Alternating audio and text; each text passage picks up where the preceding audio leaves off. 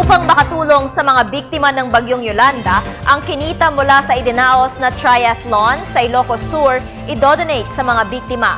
Balitaan mo kami, Mike Escobar ng PTV Ilocos. Pagkatapos ng matagumpay na pagdaos ng triathlon event na Ilocos Heritage Tri 113, plano ngayon ng mga organizers na ibahagi ang mga nalikom na pondo sa mga nasalanta ng Bagyong Yolanda sa Kabisayaan.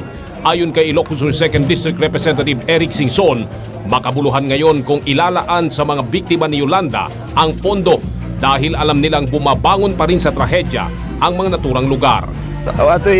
This is a sports event and a tourism promotion, but we also made this as a fundraising for the Yolanda victims.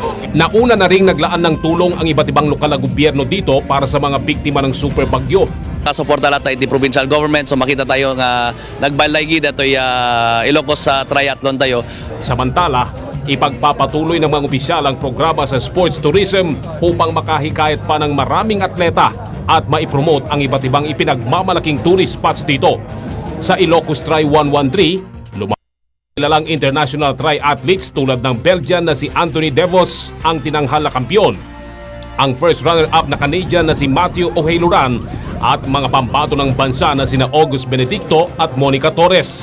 Naipakita naman ang mga lugar tulad ng World Heritage City ng Vigan, Santa Maria World Heritage Church, ang Santiago Cove at ang lungsod ng Candon bilang venue ng naturang sports.